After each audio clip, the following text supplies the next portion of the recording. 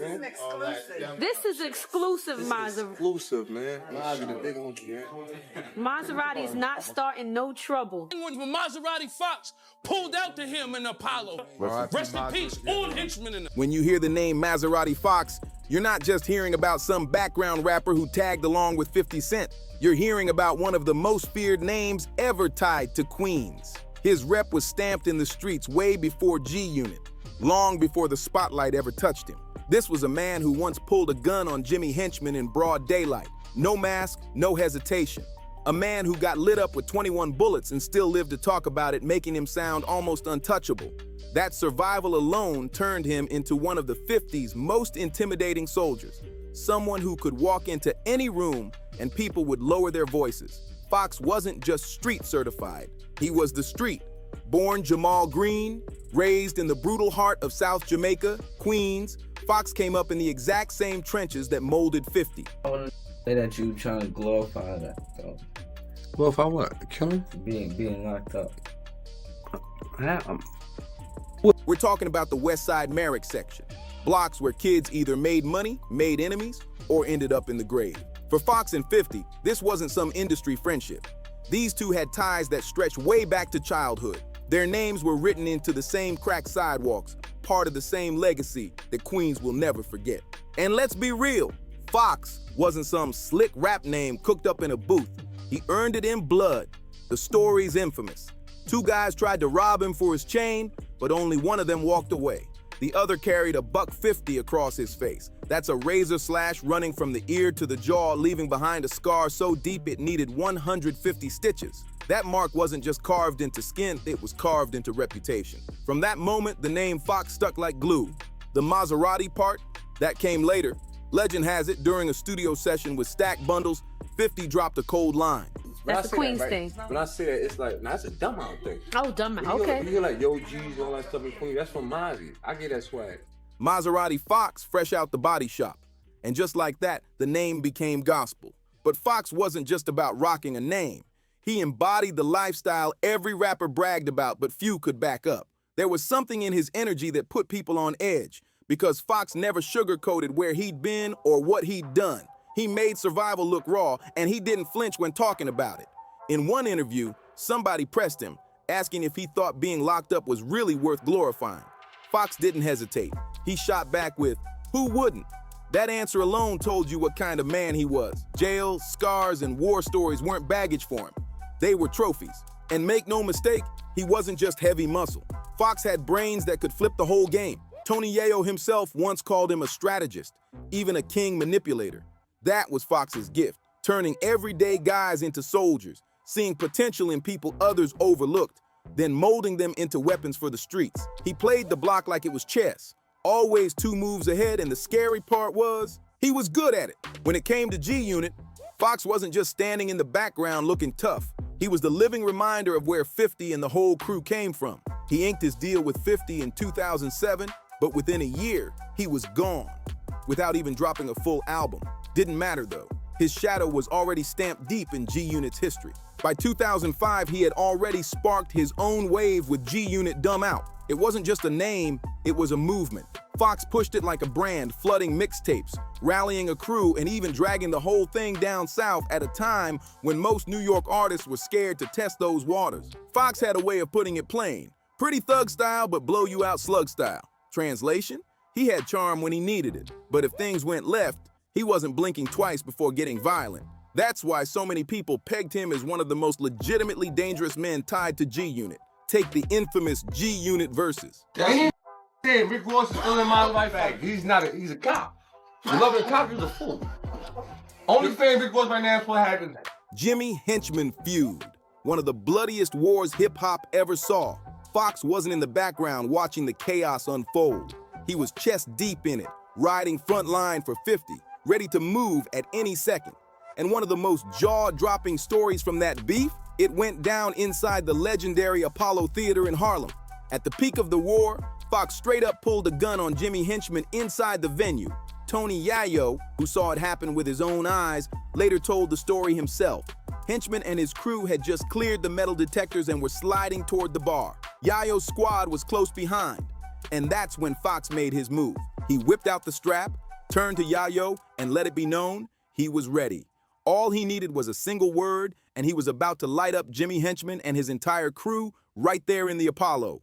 Imagine that, pulling a gun on one of the most powerful music execs in front of a packed crowd, like the rules didn't apply to him. That was Fox in a nutshell. Reckless, fearless, and ready to risk it all. But that type of energy always comes with fallout. The consequences didn't take long to circle back. Henchman's crew decided not to turn the Apollo into a bloodbath that night. They walked away. But just because the Apollo didn't end in gunfire didn't mean the war was done. Not even close. Days later, Henchman's crew clapped back hard. Tony Yayo's Bentley got riddled with bullets. A clear warning shot that Fox's stunt wasn't going unanswered. That was the language of the streets, tit for tat and nobody backing down. And that wasn't the only time Fox's presence kept G-Unit from taking a devastating L. One story still floats heavy around Brooklyn. It involved Hot Rod, one of the rappers signed to G-Unit back then. Dude was out there filming a video, completely unaware he had stepped right into the lion's den during the height of the Henchman beef. Mid-shoot, Hot Rod's phone rang. It was Fox. No sugarcoating, no long talk. He told him flat out, "You ain't safe out there." Minutes later, Fox rolled up. Not solo, but deep. Convoy after convoy of cars came pulling onto the block like something out of an action flick. Engines roaring, doors flying open, street soldiers everywhere. They shut down the entire set, scooped Hot Rod up, and made sure nothing touched him. That was Fox's style, protective but militant, always ready to turn a quiet day into a war zone. And when it came to confrontation, Fox didn't believe in whispers. If he had smoke with you, you were gonna hear it. Interviews, records, or face-to-face in the streets. During the 50s feud with Rick Ross, Fox didn't just stand back. He jumped headfirst into the flames, firing shots at Ross and even Queens rapper Young Dice, proving he wasn't afraid to throw names around recklessly. Then came his tension with Domination, another Queens figure. It ran so deep that when they finally sat down to squash it, both sides came strapped. Guns on the table, just in case words turned into something uglier. And with Lord Tariq, that back and forth turned into a full-on diss war. Fox refusing to duck anyone. He was built for smoke. No filter, no fear. And if something needed to be said, he said it. Even if it burned bridges tied to million-dollar deals like the 150 and Prodigy from Mobb Deep tried to line up. The big break came when a global music distributor stepped in, offering a chance to push records in multiple languages around the world. On paper, it was $1 million power move, the type of deal that could have taken Fox's grind to another level. But patience was never his strong suit. Frustrated by delays and convinced the suits weren't taking him seriously, Fox decided to handle business his way, through raw intimidation. He didn't stroll in quiet. He pulled up with nearly 100 men deep, shutting down the entire block outside the company's office, shouting, demanding his money, flexing power in the most aggressive way possible. The scene got so wild, police had to be called, charges followed, and just like that, the golden opportunity went up in smoke. That $1 million deal vanished overnight, a reminder that Fox's fire often burned bridges as fast as it built them. But not every wild Fox story was tied to beef or business deals. Around 50 Cent's mansion, chaos seemed to follow him too. 50's place was famous for its cars, bikes, and toys of every kind. Engines roaring day and night. Fox loved it as much as anyone, especially tearing through the property on motorcycles. But his two-wheel adventures didn't always end smooth. One crash left him with a brutal foot injury that slowed him down, but didn't stop him from jumping back into the madness. And here's the thing. You can't tell Maserati Fox's story without confronting what rappers usually only fake in their rhymes, the criminal life. For Fox, it wasn't some costume. His record was stacked with violence, prison time, leadership in the streets, and confrontations that grew into full-blown legends. Fox's story didn't start with a G-Unit chain. It stretched way back deep into the streets of Queens. To really understand him, you gotta rewind to July 7th, 1998. The setting, Jamaica, Queens, right outside the Baisley Park houses. That night would mark one of the darkest chapters in his life, a night drenched in chaos and blood. It all kicked off inside a cab. Lloyd, a local taxi driver who had ferried Fox around before, picked him up along with 3 other men. Fox took the front seat while his crew filled the back. At first, it looked like a routine ride, but then Fox started making the driver pull over at different corners.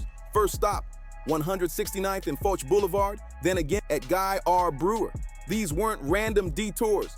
Fox had a mission that night. At one of those stops, he jumped out and marched straight toward a group of men on the block. Witnesses later swore he was heated, arms flying as he barked in the face of one guy in particular.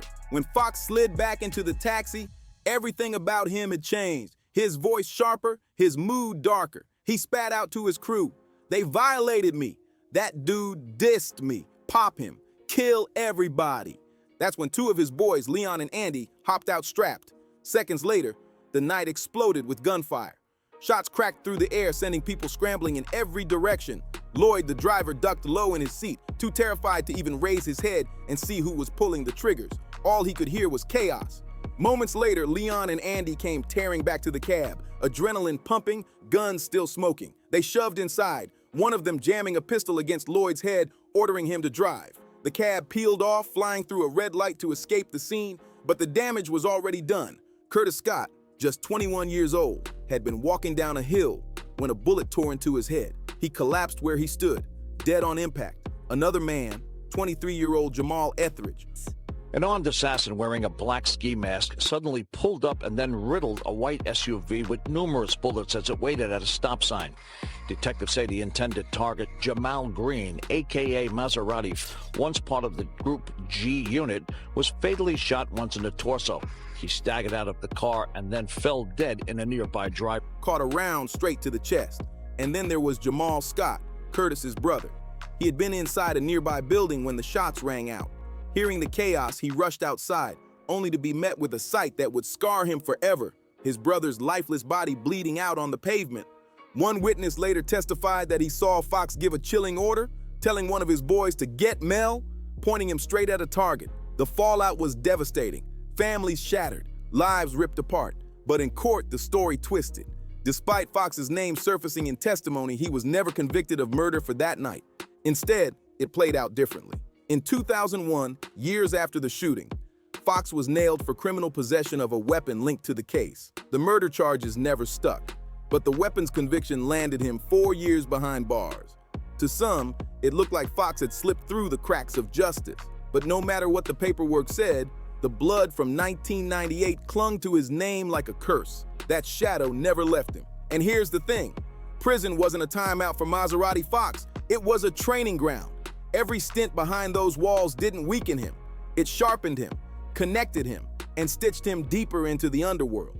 During his federal bid from 2003 to 2004, Fox's cellmate turned out to be none other than Peter Pistol Rollick, the notorious leader of the Sex Money Murder Set, one of the most feared and organized branches of the Bloods. Behind bars, Pete opened up about the fractures tearing through his empire, betrayal, cracks in loyalty, power slipping away.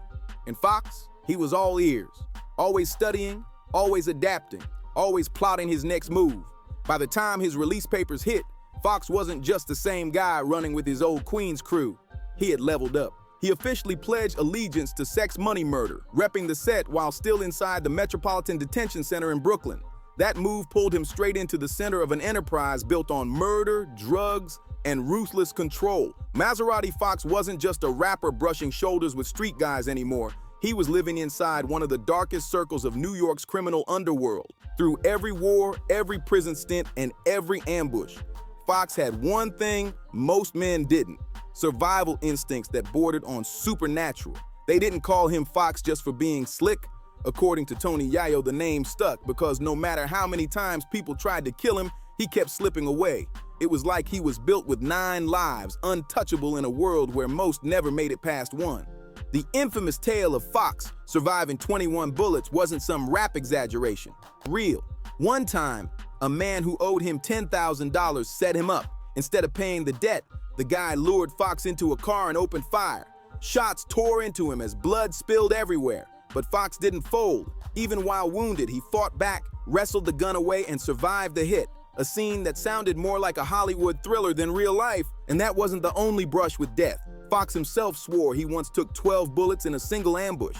Then around 2005, fresh out of prison, he was caught in another setup during a dice game. 2 shooters opened fire on him point blank. Yet somehow, again, he walked away, scarred, limping, but alive. Every time he cheated death, his legend grew bigger. To the streets, he became the guy who simply couldn't be killed. But that kind of violent aura didn't just orbit him. It infected everyone close to him. In 2010, tragedy struck his circle when his friend and affiliate, Gregory G. Baby Brown, was gunned down in Queens. G. Baby had just finished headlining a concert for Fabulous when shots rang out. He was hit 3 times in the back. What made it even uglier were reports claiming his body was dragged by club bouncers so Fabulous and his entourage could slip out without getting caught up in the mess. No one was ever convicted for the killing. Then in May 2013, while Fox himself was still behind bars on an assault conviction, death came even closer, tearing a piece of his own family apart. His 14-year-old stepdaughter, Daya Robinson, was just a kid riding a city bus home after a Sweet 16 party, laughing, carefree, doing what normal teenagers do. Then a stray bullet ripped through the bus window and struck her, ending her life in an instant. She was innocent, untouched by the streets, yet the streets showed her no mercy. The loss crushed Fox, even from behind bars. For a man who had dodged bullets his whole life, watching the violence swallow his own family was unbearable. His longtime friend 50 Cent stepped in to honor Dodger, paying for the horse and carriage that carried her casket. "I didn't forget where I came from," 50 said. "I came through for baby girl. She was innocent and didn't deserve to die like that." Locked up at the time, Fox tried to channel his pain into something different. He put pen to paper and wrote a novel, The Game Don't Change, a piece of gritty street lit drawn straight from Queens hustling and drug dealing. For once, the world saw Fox outside the chaos of guns and beef. It was him trying to turn scars into storytelling, violence into art. Then December 20th, 2013 came. After 2 years inside for attempted assault, Fox walked out of prison a free man. He went back to Queens, living with his girlfriend not far from the same blocks that raised him. In a jailhouse interview before his release, he actually sounded hopeful, like maybe he was finally ready to flip the script. "I'm ready to get the money and get the business," he said. For once, it seemed like Fox was aiming for a clean slate. But Queens doesn't forgive and the streets never forget. On January 3rd, 2014, barely 2 weeks into his freedom, the past came rushing back. Around 4 p.m. that Friday, Fox was rolling in a Nissan SUV with 3 others, riding through the corner of Farmers Boulevard and 133rd Avenue. The SUV rolled to a stop at a sign, and that's when death finally caught up. A gunman, masked head to toe in black, crept up and unleashed a storm of bullets into the vehicle. Glass shattered, metal bent, and chaos erupted in seconds. Fox was struck fatally in the chest. Mortally wounded, he stumbled out of the car, collapsing face first onto the cold, snow-covered sidewalk. That's where Maserati Fox took his last breath, right in the streets that had made him a legend. The hit wasn't clean either. The 3 others inside the SUV was too. A 22-year-old man caught rounds to the neck and shoulder, clinging to life in critical condition. Another young man was shot in the arm. And a woman in her 20s, identified as Aisha Brockington, believed to be Fox's daughter, was grazed by a bullet. What unfolded that afternoon was nothing less than a massacre in broad daylight. Cops wasted no time chasing leads. To investigators, this wasn't some random drive-by. It reeked of revenge. The trail pointed straight back to 1998, to the unsolved murder of Curtis Scott outside Baisley Park. And then came the twist. On February 11th, 2014, just weeks after the shooting, police arrested Jamal Scott, Curtis's older brother. He was slapped with charges of second-degree murder, multiple counts of attempted murder, felony assault, and weapons possession. If convicted, he was looking at 25 years to life. On paper, it looked like justice had finally circled back after 16 long years. But Fox's story was never destined to end neat. By April 2016, the case collapsed. The state's key witness, Rhea Brockington, the same woman grazed during the shooting, it flipped her story. At first, she swore she recognized Jamal Scott as the masked shooter. Later, she dropped a bombshell. She only said that because detectives pressured her. She claimed they threatened to call child services and take her kids if she didn't cooperate. She finally admitted what many suspected. She had lied under police pressure.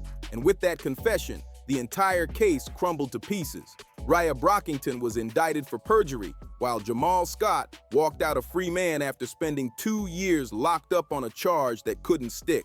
Maserati Fox's murder remained what the streets already knew it would be. Another Queens tragedy with no conviction, no closure, just silence where justice should have been. Everyone whispered who did it, but the law never sealed it. Fox's life ended at just 42, but his presence never left the culture. He wasn't just another rapper in 50s orbit. He was G-Unit's most feared street soldier, a man who lived like something out of a gritty crime novel, except his story wasn't fiction. Every page was written in real scars, real bullets, and real blood spilled on Queens pavement. To this day, his name still floats through interviews, gets retold in hushed tones, and lives in the legacy of South Jamaica. Maserati Fox became more than a man. He became a story, etched deep into Queens history, a street legend whose shadow refuses to fade.